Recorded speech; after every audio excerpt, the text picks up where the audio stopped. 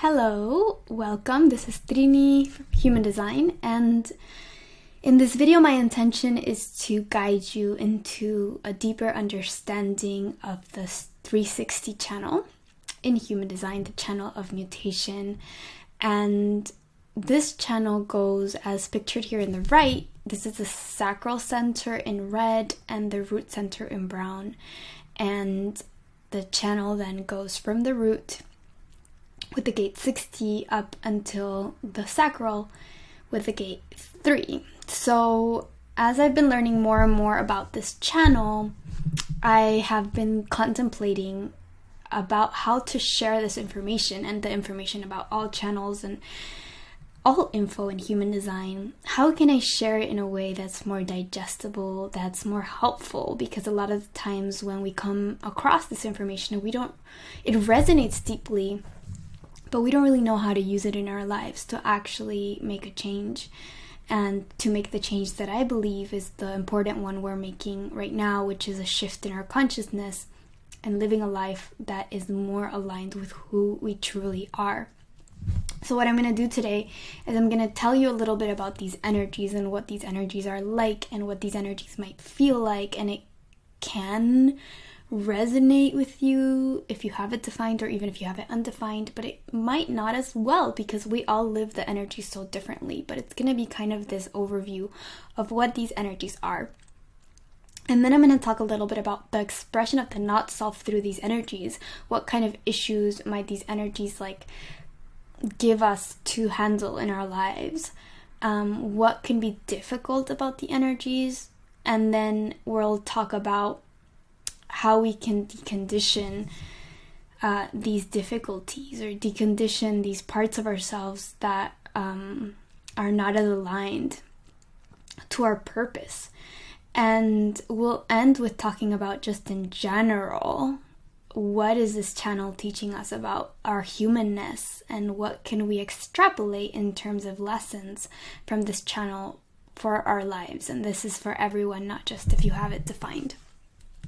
So let's start with what the channel might feel like for you when you do have it defined, or what it might look like in terms of the energy. And first of all, it's a pressure to bring innovation. So it's this big pull. This is the part of our genetics that is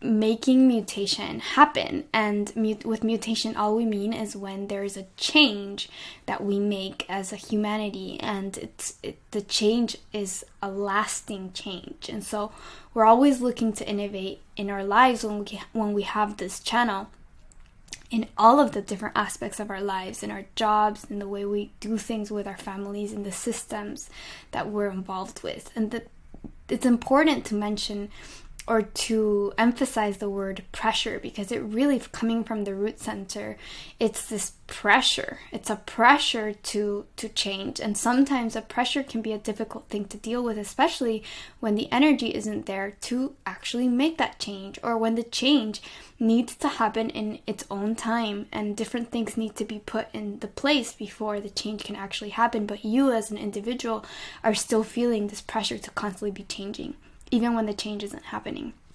So it's important to mention that, because that can be already a little bit of a conflict. Secondly, the changes you create as this person that has this energy are not in your control. You are, when you have this energy defined, you are a catalyst for change. But change is not happening because you're saying, oh, this is a change we need to make, and bam, we'll make it, and we'll make it right now in my own time. It's actually just through you that changes can occur, because you having this individual circuitry, which is what we call, just in, more mundane terms, is having attributes that make you different from the mold. So by being different from the mold, there are things in that difference that you are that are going to be beneficial for people to move into being more like you in that way. And so just through that being different, that's how changes are occurring through you. That's how the change is happening first within you, and then it's becoming useful for other people around you. It's being shared with what we call them the tribe, and then when the tribe takes it on, then it can be adopted by the collective. There's different levels of how changes happen, and you're just this kind of beginning point. of making that change happen. But it's important to realize that these changes happen through you. And so this requires a release of control in when the changes will happen or what the changes will be, because you're more of an agent for it. You're more of like this catalyst and not this person that is deciding. Thirdly, still changes happen suddenly and unexpectedly in your life, forcing others to adapt or be left behind. And I remember reading about this channel in Chetan Parking's book, and he talks about people who have this channel are always like constantly living like 360-degree changes in their lives. And if you're around a person like this with this energy, it can be like rather difficult to be keeping up with all these changes, and you might like just need to be ready for all these unexpected like turns and twists.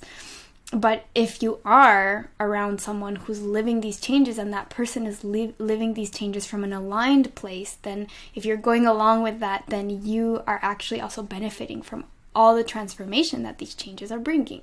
And so your life might look a little bit like a lot of twists and turns if you have this energy. And I think part of the important part is to learn that as we change and as we are moving towards something different, there are certainly people and things and structures that are going to be left behind. It's a lot about what's happening in the world right now, where we are shifting and we can see a lot of the structures that we've been using and the patterns that we've been under for so many years kind of falling and losing its structure and kind of just leaving our realities. Then we have that periods of feeling on and off with this channel. And this is super important because this falls into the category of what in human design we call format channels. And there's these 3 format channels from the root to the sacral, the 3 ones that connect like this, a straight line. And this is the one we're talking about right now, the 360, but you also have these other 2 channels that are format channels. And this one has this like on and off pulse. And so this person that's going to be feeling like they're here to innovate and want to do all these things and make a change, they're also going to go through a process of feeling like they're on sometimes. And that's when they have the energy to actually be doing things that are making the change. But they're also going to go through periods, and a lot of periods, of feeling off. And they're going to still feel this pressure to make a change, but they're not going to have the energy to do it. And they're almost not going to have the energy to do anything. It's really an off period for them. And this can be super difficult because of so many reasons. And we're going to talk about that a little bit more when we talk about how the not self or the conditioned self looks like in these situations. But it's important to realize that this on-off cycle, it's a natural part of this channel. And honestly, it's a natural part of being human in so many ways. This channel also has like a melancholy associated with it, and it's usually associated also with the off periods. And this melancholy is not something bad. It's so important to also realize that it's a chemical, a chemical response in our body. But it can be difficult. It can be difficult because the mind wants to make something wrong of that melancholy. And it's when the mind makes something wrong of that melancholy and we want to try to change it, or we buy into the story of why it's happening, that's when the problems arise. And again, we'll talk a little bit more about that soon. Okay, so also this person that has this energy will also be attractive and responsive to work and to experiences that are different and that promise transformation. And it's important to note that the way this person operates correctly, because this is right away a generator or a manifesting generator, because their gut is defined by this channel, is that they are then deciding what situation to enter through their response. And so as a person who has this channel, it's important for you to realize that you're going to be responding to situations or things that are going to bring change into the world. And you're just going to be someone that's moved by change. And I think it's helpful to have that in mind, because sometimes when you're not into doing something, it's just because it's not something that is going to benefit us all. It's not something that is, bringing change, and you're someone that's here to bring in change. And I think it's so useful to realize that our gut response is not random. Our gut response has everything to do with what we came here to do. So you're going to be attractive to anything that's transformative. And so your personal motto in your life, you might resonate with this, is dramatic change and transformation equal personal growth.